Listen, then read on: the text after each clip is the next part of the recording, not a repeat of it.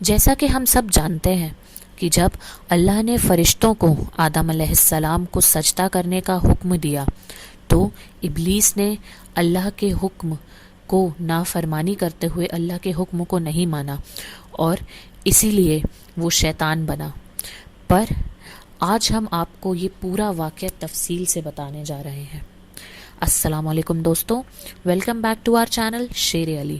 میں ہوں ارم علی اور ہمیشہ کی طرح آگے بڑھنے سے پہلے میں آپ کو یہ یاد دلا دوں کہ اگر آپ ہمارے چینل پہ نئے ہیں یا آپ نے ابھی تک ہمارا چینل سبسکرائب نہیں کیا ہے تو پلیز ہمارے چینل کو سبسکرائب کر کے بیل آئیکن ہٹ کریں تاکہ ہمارے آنے والے سبھی ویڈیوز کا جو نوٹیفیکیشن ہے وہ آپ کو ٹائملی ملتا رہے۔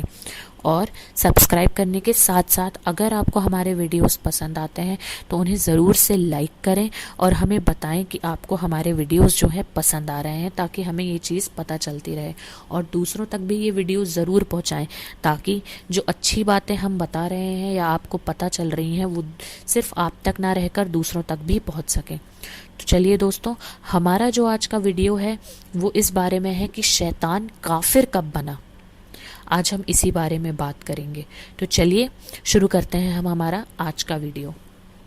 سورہ ہجر کی آیت نمبر 28 میں اللہ ارشاد فرماتا ہے کہ میں ایک پیکر بشریت بنا رہا ہوں بدبودار اور گیلی مٹی سے۔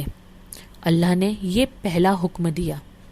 اللہ نے دو حکم دیے، پہلا یہ کہ میں مٹی سے آدم بنا رہا ہوں، پھر اگلی آیت میں یعنی سورہ ہجر کی آیت نمبر 29 میں اگلا حکم دیا اور فرمایا کہ جب میں اس پیکر بشریت کو بنا لوں، اسے پورا کر لوں اور سنوار لوں اور اس کے اندر میں اپنی روح پھونک دوں، اور جب میری روح کا چراغ اس میں روشن ہو جائے تو اے فرشتوں تب تم سجدہ ریز ہو جانا۔ تب پتہ چلا، تب یہ بات صاف ہوئی کہ سجدہ مٹی کے آدم کو نہیں، اللہ نے سجدہ اس کے اندر اللہ کی روح کے چراغ کو کرنے کا حکم دیا۔ پھر کیا ہوا؟ فرشتوں نے پیکر بشریت کو دیکھنا بند کر دیا اور فرشتوں نے اللہ کے دوسرے حکم پہ، اللہ کی دوسری بات پہ دھیان دیا۔ وہ بات یہ تھی کہ جب اللہ اس میں روح پھونک دے تب اس روح کے چراغ کو سجدہ کرنا ہے۔ تب فرشتوں نے اللہ کے نور کے اندر جلتا دیکھ کر سجدہ کیا۔ جب اس پیکر بشریت کے اندر اللہ نے اپنی روح پھونک دی اور اس روح کے چراغ کو اندر جلتا دیکھ کر سبھی فرشتوں نے اسے سجدہ کیا، لیکن جو ابلیس تھا اس نے پہلی بات یعنی پیکر بشریت والی بات پر ہی دھیان دیا اور سجدہ کرنے سے منع کر دیا۔ اس نے اللہ کے حکم کی نافرمانی کی اور سجدہ نہیں کیا۔ اب دوستوں، یہاں پر دو باتیں ہیں جو سمجھنے والی ہیں کہ پہلی کہ اللہ نے جب حکم دیا کہ اے فرشتوں سجدہ کرو، ابلیس نے سجدہ نہیں کیا، اور اللہ نے جو حکم دیا اس اللہ کے حکم کی نافرمانی کی۔ تو دوستوں، ابھی جو ابلیس ہے وہ صرف نافرمان ہوا ہے، کافر نہیں ہوا ہے، کیونکہ اس نے ابھی صرف اللہ کے حکم کی نافرمانی کی ہے۔ جیسے یہ بات ویسی ہی ہے جیسے اللہ نے ہم سبھی انسانوں کو حکم دیا ہے کہ نماز پڑھو، پر ہم میں سے کتنے لوگ ہیں جو ساری عمر نماز نہیں پڑھتے؟ تو یہ اللہ کے حکم کی نافرمانی ہوئی۔ اسی طرح سے شیطان یعنی ابلیس ابھی صرف نافرمان تھا، کافر نہیں ہوا تھا، کیونکہ اس نے ابھی اپنا منہ نہیں کھولا اور چپ چاپ کھڑا ہوا ہے۔ اس نے صرف اللہ کے حکم کی نافرمانی کرتے ہوئے آدم علیہ السلام کو سجدہ نہیں کیا ہے۔ تب اللہ نے اسے کہا کہ اے ابلیس بتاؤ تم نے سجدہ کیوں نہیں کیا؟ اللہ نے اسے اپنی صفائی پیش کرنے کا موقع دیا۔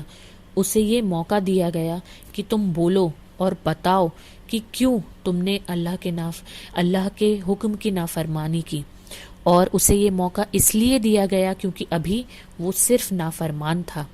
اگر کافر ہو چکا ہوتا تو مجلس سے نکال دیا جاتا، بولنے کا موقع بھی اسے نہیں دیا جاتا۔ جب اللہ نے ایسا فرمایا کہ اے ابلیس بتاؤ، اپنی صفائی پیش کرو کہ تم نے سجدہ کیوں نہیں کیا؟ تب ابلیس نے اپنے جواب میں کہا، میں نے سجدہ اس لیے نہیں کیا باری تعالیٰ کہ میں اس بشر کو سجدہ کیوں کروں۔ اور اب وہ حضرت آدم سے اور نبوت سے اپنا کمپیریزن کرنے لگا، اپنا مقابلہ کرنے لگا۔ اس نے کہا کہ میں اس بشر کو جو تو نے مٹی سے بنایا ہے اسے سجدہ کیوں کروں؟ تو نے اسے مٹی سے بنایا، مجھے آگ سے بنایا، میں بہتر ہوں۔ وہ حضرت آدم کی کمزوریاں نکالنے لگا، اور جب اس نے شان نبوت میں گستاخی کی تب رب جلال میں آ گیا اور فرمایا کہ اب تک تو نافرمان تھا، میں نے تجھے صفائی کا موقع دیا، پر اب تو نے شان نبوت میں گستاخی کی، ان کے ساتھ اپنا مقابلہ کیا، اب تو نافرمان نہیں رہا، کافر ہو گیا ہے، نکل جا میری بارگاہ سے۔ تو دوستوں، اس سے ہمیں یہ صاف صاف پتہ چلتا ہے کہ ابلیس کو صرف نافرمانی نے نہیں بلکہ نافرمانی پر جب اس نے گستاخی نبوت کی تو اس گستاخی نے اسے کافر بنایا اور اسے شیطان کر دیا۔ اگر وہ کہہ دیتا کہ اے باری تعالیٰ مجھ سے غلطی ہو گئی، مجھے معاف کر دیجئے، تو شاید اللہ اسے معاف کر دیتا، کیونکہ اللہ کے پوچھنے کا اور اسے اپنی صفائی پیش کرنے کا مقصد ہی شاید یہی تھا، پر شیطان جو ہے وہ اکڑ گیا۔ تب اللہ نے کہا کہ جب تک میرا حکم نہیں مانا تو نے تب تک تو نافرمان تھا، مگر جو شان نبوت میں گستاخی کرے اس کے لیے اللہ کی بارگاہ میں کوئی جگہ یا کوئی معافی نہیں ہے۔ تو دوستوں، اسی طرح اسی حدیث سے، اسی آیت سے ہمیں یہ پتہ چلتا ہے کہ کس طرح اس نے صرف اللہ کی نافرمانی نہیں کی، پر اللہ کی نافرمانی پر اس نے جو شان نبوت میں گستاخی کی اس چیز کی وجہ سے اسے کافر بنا دیا گیا، اسے شیطان بنا دیا گیا۔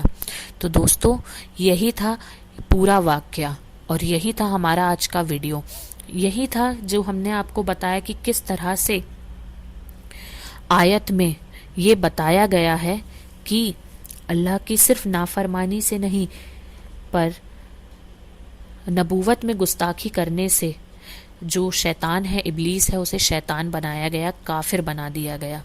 تو دوستوں، یہی تھا ہمارا آج کا ویڈیو، اور اگر آپ کو ہمارا ویڈیو پسند آیا ہے تو ضرور سے اسے لائک کریں، ہمارے چینل کو سبسکرائب کریں تاکہ ہمارے آنے والی سبھی ویڈیوز کا جو نوٹیفیکیشن ہے وہ آپ کو ٹائملی ملے۔ اور دوستوں، ایسے ہی ہم نے اور بھی کافی سارے ویڈیوز بنائے ہیں، اگر آپ نے انہیں ابھی تک نہیں دیکھا ہے یا آپ انہیں دیکھنے میں انٹرسٹڈ ہیں، جیسے کہ ہم نے ایک ویڈیو اس پر بھی بنایا ہے کہ جب ہماری توبہ قبول ہوتی ہے تو اس کی کیا نشانیاں ہیں، یہ ویڈیو بھی ہم نے بنایا ہے۔ تو اگر آپ یہ ویڈیوز دیکھنے میں بھی انٹرسٹڈ ہیں تو آپ کو ان ویڈیوز کی لنک جو ہے وہ ڈسکرپشن باکس میں ایزیلی مل جائے گی۔ تو دوستوں، اگر آپ کو یہ ویڈیو پسند آیا ہے تو اسے ضرور لائک کریں اور دوسروں تک پہنچانا نہ بھولیں، اور ہمارے چینل کو سبسکرائب ضرور کریں۔ تو اب آپ سے ملاقات ہوگی ہمارے اگلے ویڈیو پہ، تب تک کے لیے ہمیں اجازت دیجیے۔ لیکن اگر آپ چاہتے ہیں کہ ہم کوئی بھی ویڈیو بنائیں، کسی بھی ٹاپک پہ اگر آپ ہمارا ویڈیو چاہتے ہیں تو آپ ہمیں کمنٹ سیکشن میں کمنٹ کر کے بتا سکتے ہیں، ہم ضرور سے اس ٹاپک پہ ویڈیو بنانے کی کوشش کریں گے۔ تو دوستوں، اب ہمیں اجازت دیجیے، اب آپ سے ملاقات ہوگی ہمارے اگلے ویڈیو پہ، تب تک کے لیے